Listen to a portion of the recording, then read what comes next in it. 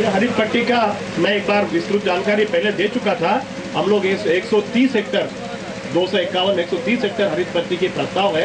End of the बाइंस आज की तारीख में नहीं है, बाइंस खत्म हो जाएगा तब 130 हेक्टर पूरी आप हरित पट्टी यहाँ दिखेगी। और सामाजिक कार्यक्रम में जैसे मैंने माइनिंग की पूरी बता दी, ड्रिलिंग से लेकर मटेरियल मेरा प्लांट यहाँ जो प्लांट लग रहा है उसके तक आने की मैंने क्या प्रक्रिया है, वायु गुणवत्ता कैसे हम प्रबंधन करेंगे, और जल की मैंने बता दी। जो वेस्ट निकलेगा वो IBM के हिसाब से की जाएगी और डस्ट कम से कम निकलेगा। कोई भी डस्ट मेरे लीज से बाहर, इवन जहाँ काम हो रहा है उससे बाहर नहीं जाएगी। वृक्षारोपण करने के बावजूद यहाँ पे एक पूरी हरित जगत बन जाएगा इस इलाके में।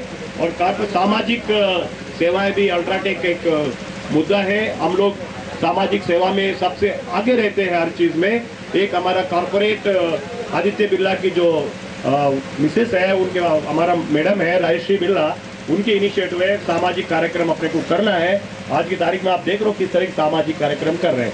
इसमें हम लोग 4 मेन मुद्दे होते हैं। शिक्षा और स्वास्थ्य सुधार। शिक्षा में आप जानते हो यहाँ स्कूल में कुछ मदद करना, बच्चों को ट्रेनिंग देना, कंप्यूटर करना। पिछली बार भी रावण सीमेंट में कंप्यूटर डिस्ट्रीब्यूट करना, लोगों को ITI ट्रेनिंग देना, उन लोगों को हमारे यहाँ कैसे यूज़ की जाए, हमारा टेक्निकल डेवलपमेंट करना शिक्षा में करेंगे। बुनियादी सुविधा है, पानी की सुविधा है, रोड की सुविधा है, इस तरह में सहयोग पूरी तरह करेंगे। और स्वास्थ्य की बात करें, हम हर तरह की स्वास्थ्य के आई कैंप लगते हैं, हेपेटाइटिस कैंप लगते हैं। आज की तारीख में सब जगह लगा रहे, वो सभी चीज़ आज की इस गांव में भी की जाएगी। जहां आप सब जानते हैं कि रावण सीमेंट और इनवी सीमेंट ने 14 और 7 20 गांव में आज की तारीख में अच्छी काम कर रही है। यहाँ 4-5 गांव में वापस इस प्रयोजन में ली जाएगी। वही कार्यक्रम यहाँ भी किया जाएगा। इसी की कुछ दर्शावे हुए फोटोग्राफ से हम लोग जो क्या कर रहे हैं।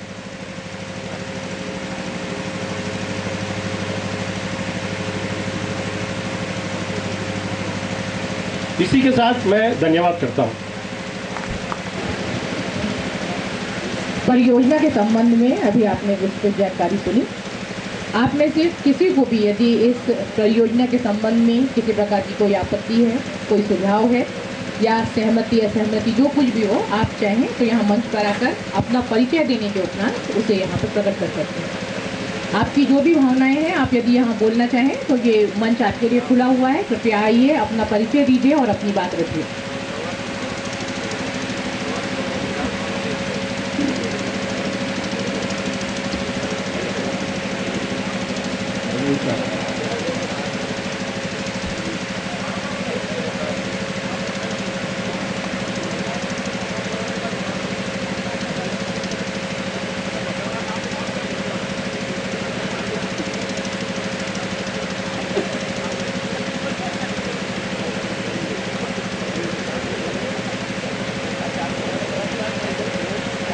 पुनः आपसे अनुरोध कर रहे हैं, इस परियोजना के संबंध में आप में से किसी को भी यदि अपना विचार व्यक्त करना हो तो कृपया आप मंच पर साधारण आमंत्रित हैं, आइए यहाँ पर और अपनी बात रखिए।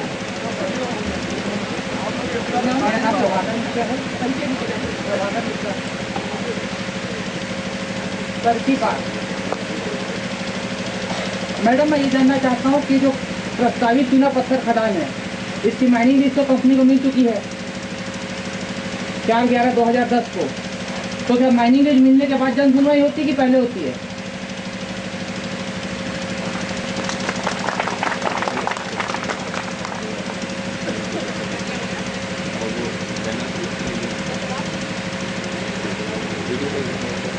पर्यावरण विभाग की जन सुनवाई माइनिंग लीज मिलने के पहले होती है, तो बाद में कैसे हो रही होगी? साल भर बाद।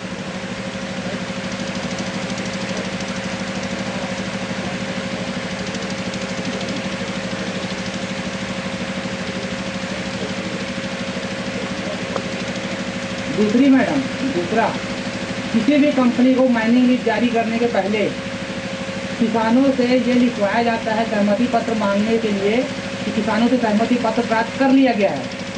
कंपनी किस किस किसान से सहमति पत्र प्राप्त की थी माइनिंग लीज के आवेदन के साथ? क्योंकि कंपनी को एक एफिडेविट प्रस्तुत करना होता है कि हमने भूमि स्वामी की सहमति प्राप्त कर ली है, तो किस किस किसान से सहमति ली। तीसरा ये है कि खदान को पाटना जरूरी है कंपनी के लिए, पुरानी खदानों को, और अपनी पिछली खदानों को पाटने के लिए एक निश्चित रकम प्रतिवर्षानुसार अपने खाते में जमा करना जरूरी है।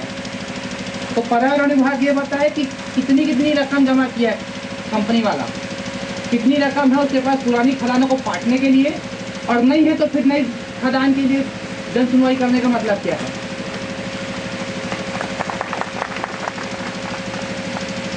और चौथा, कलेक्टर साहब तो है नहीं, कंपनी जो भी 420 करी है ग्राम गुमा में बिना माइनिंग लीज सेंशन हुए, माइनिंग लीज सेंशन हो गई के आवेदन दिए, अधिग्रहण करवाए, और उसके बाद जब पता लगा कि कंपनी को माइनिंग लीज नहीं हुई है, मेरे द्वारा रिकॉर्ड पेश किया गया, फर्जी दस्तावेजों के आधार पर अधिग्रहण हो रहा है, तो उस पर क्या कार्रवाई हो रही है, और नहीं हुई हो रही है तो क्यों नहीं हो रही है।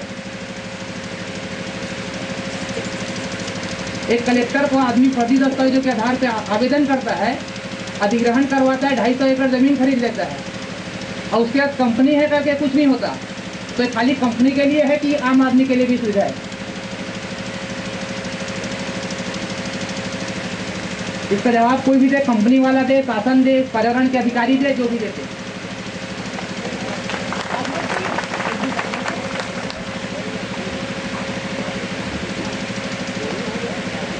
यहाँ पर जो भी बातें की जा रही हैं उनका सबका स्पष्टीकरण दिया जाएगा, इसलिए आप यहाँ पर आकर अपनी बात रख सकते हैं। इनकी बात नोट कर ली गई है, इसका भी जवाब दिया जाएगा। आप में से यदि किसी और को बोलना है तो कृपया आए।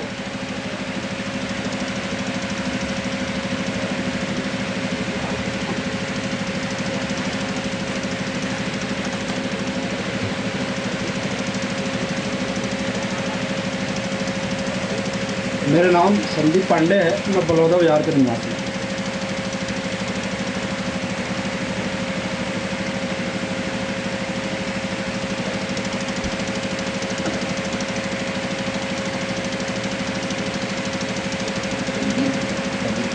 संदीप पांडे।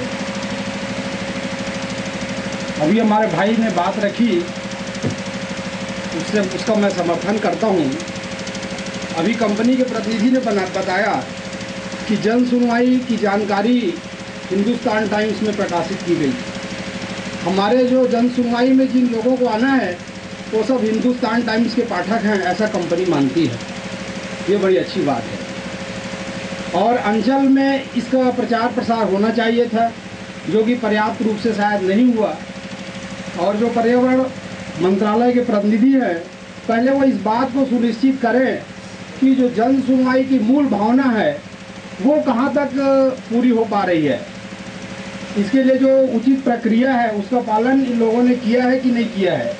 सैद्धांतिक तौर पर बड़े ही अच्छे और तकनीकी शब्दों में अभी कंपनी के प्रतिनिधि ने बताया कि यहाँ पर जो खनन का कार्य होना है उससे पर्यावरण को कोई भी क्षति होने वाली नहीं है, और न ही इससे कोई नकारात्मक प्रभाव होगा। जो भी संभाव्य नकारात्मक प्रभाव हो सकते हैं उसका तकनीकी शब्दों में इन्होंने जोरदार ढंग से जवाब दिया है।